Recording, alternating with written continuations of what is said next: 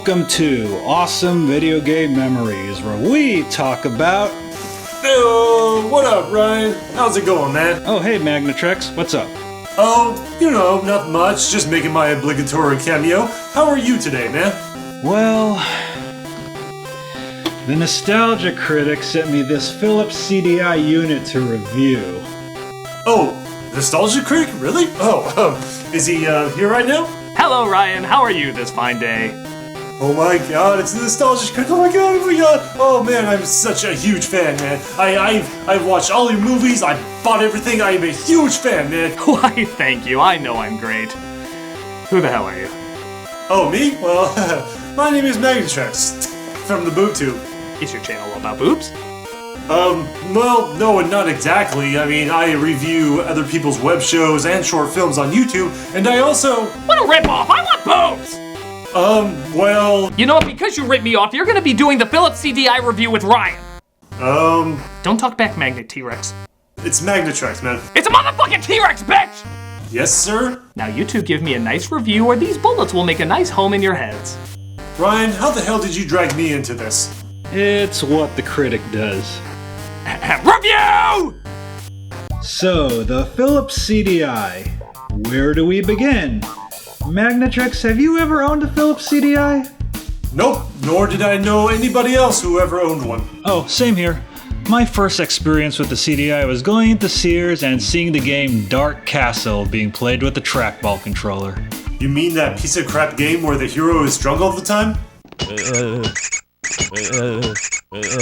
Yeah, the angry video game nerd reviewed it back in the day.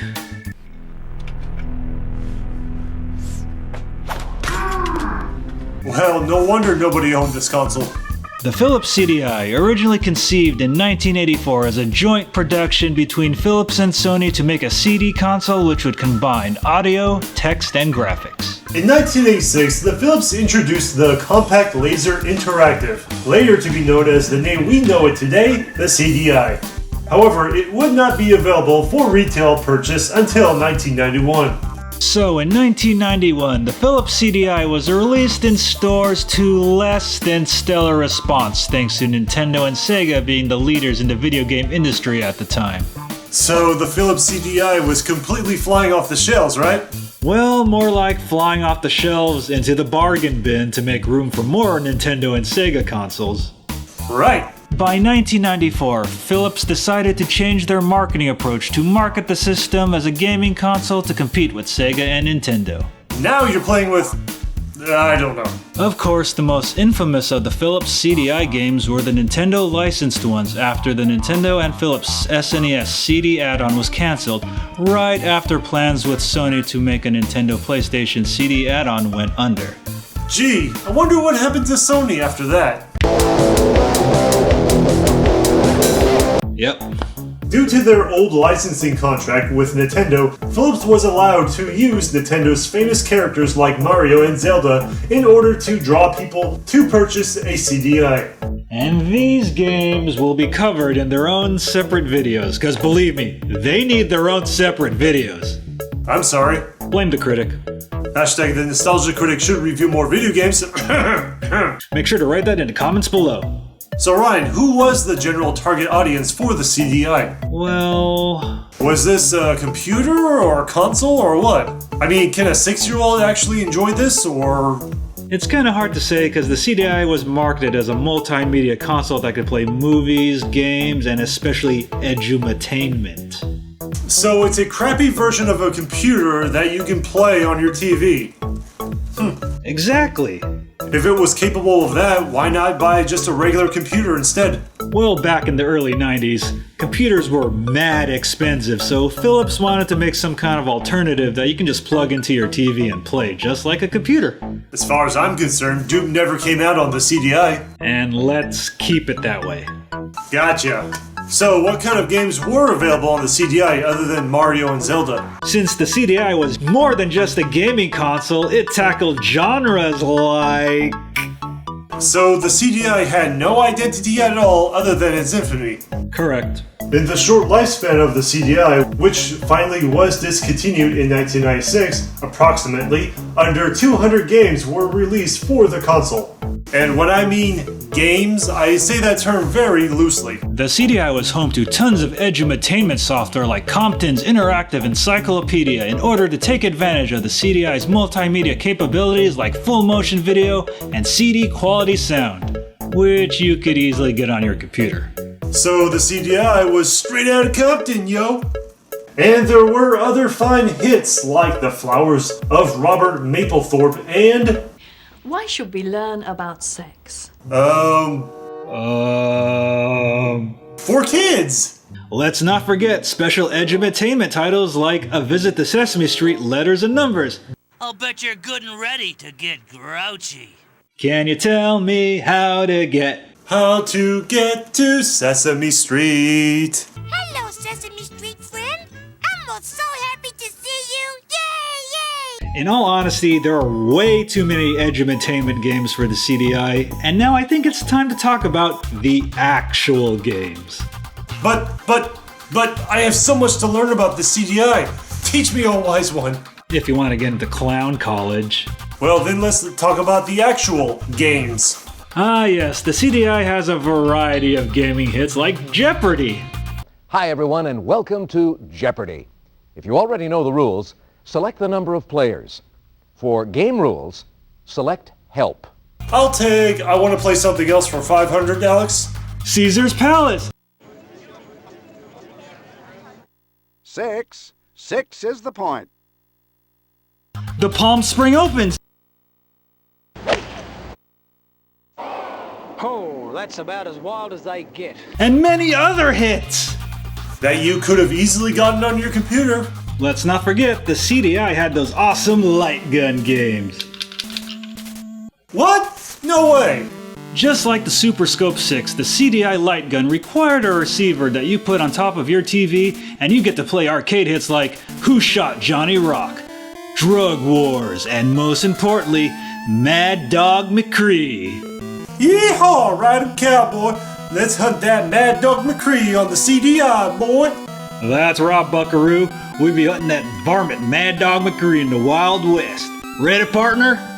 Let's ride! Yeehaw! Draw, varmint! Have a taste of my 6-shooter, you know, good riff-raff.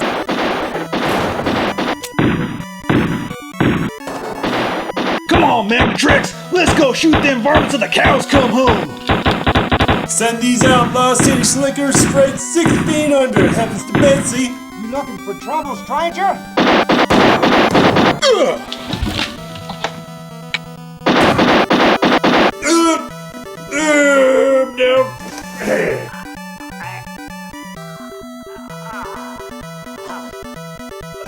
Dag nabbit, the CDI has slow response time, and just like the arcade, there's no blood. Oh, beaten by the input lag. The real outlaw.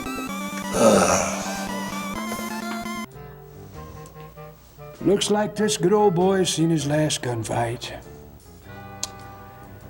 Time to take him to Boot Hill.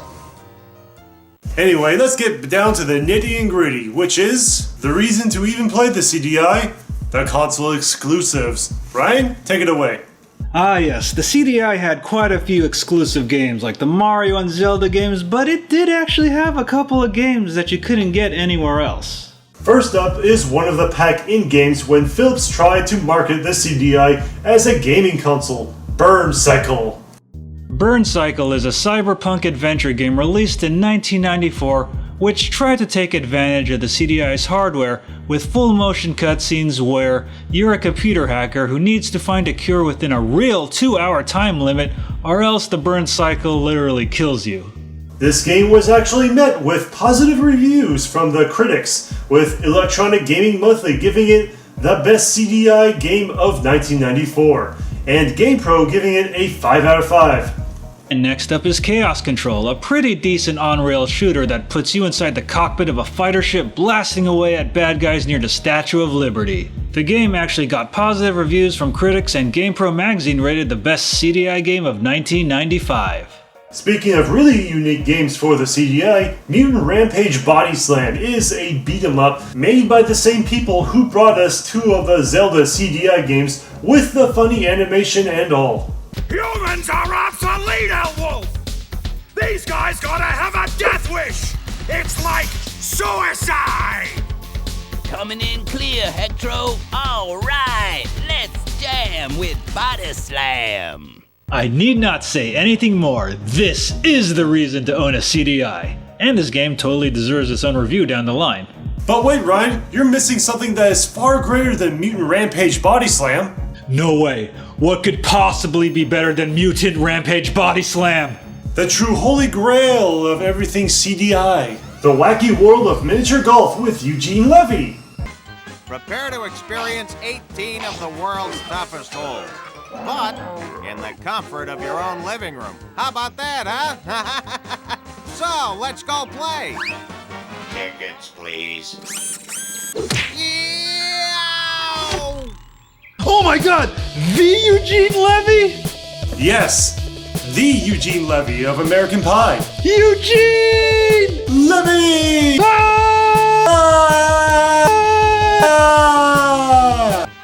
1, 2, 3, 4! Wow, Ryan, with all the bad press that the CDI gets, I'm actually surprised we actually talked a lot of good games on the system.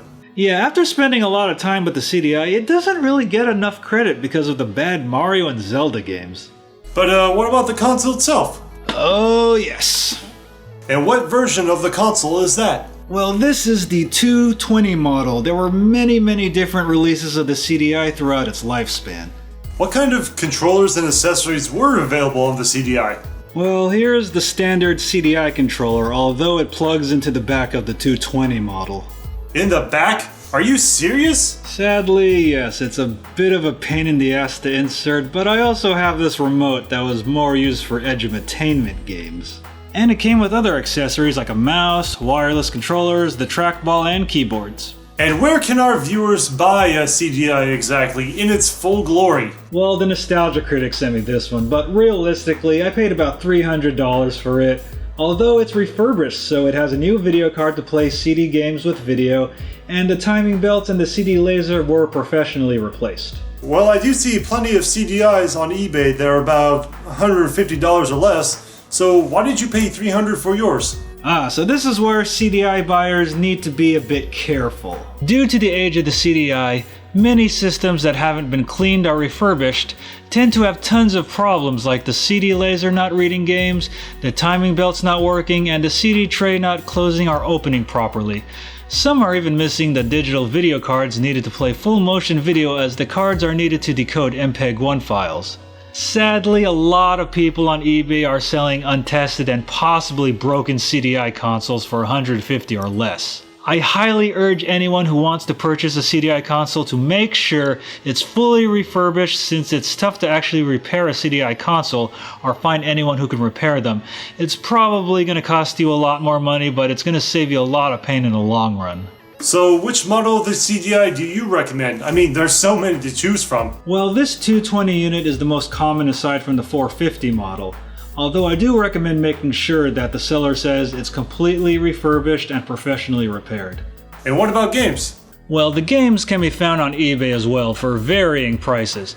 Although there are demonstration discs that were used back in the day to demo games in retail stores, which are legitimate copies of the game and are a cheaper option. However, be careful, because as the age of these demo discs are over 20 years old, some of them may not function as well as they did back in the day. And what are your final overall thoughts of the system? Well, people tend to give this console a lot of flack because of the terrible Mario and Zelda games, but they don't realize that this was actually supposed to be a cheaper alternative to really expensive home PCs that you can play on your TV rather than a computer monitor.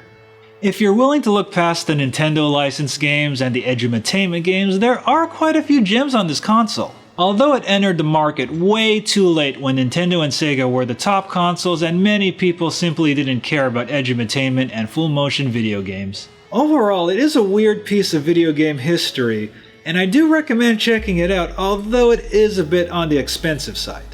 I see.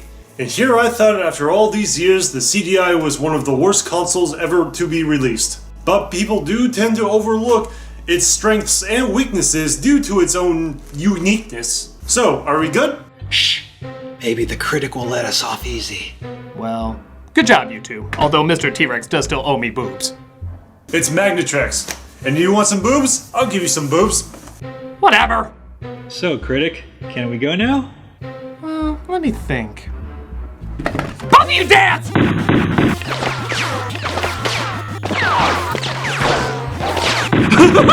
Double the pain, double the pleasure! Oh! Oh! Hey! Oh! Oh! Hey! Oh! Come on, man! Come on! Oh! Yo! Ryan! Yo! Whoa! Oh! Yo, Ryan, is this what it's like to do a review with Nostalgia Critic every time? Well, he made me and the rest of the Battle Geek Plus crew dance for his Hocus Pocus review! Alright. I don't think I want to review any more stuff with you or the Critic anymore. Whoa, ho, ho! Once you review with the Critic, you're reviewing with him forever! Ah! Alright, hey, that one almost blew off my toe! Alright. This video is sponsored by Elgato Gaming. For the best in video game capture and streaming, you can purchase your own with the affiliate links down below.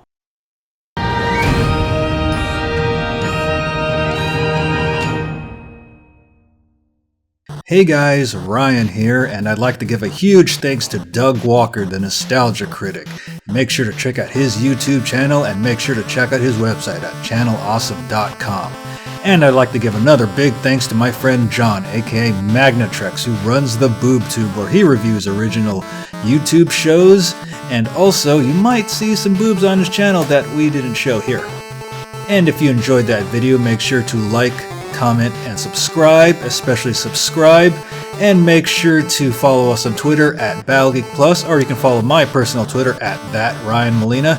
And if you want to see us play games, maybe even the Philips CDI, you can watch us at twitch.tv/BattleGeekPlus, and make sure to check our schedule to make sure you know which games we're playing. Hey, you guys having fun here? Well, help support our efforts at patreon.com/BattleGeekPlus.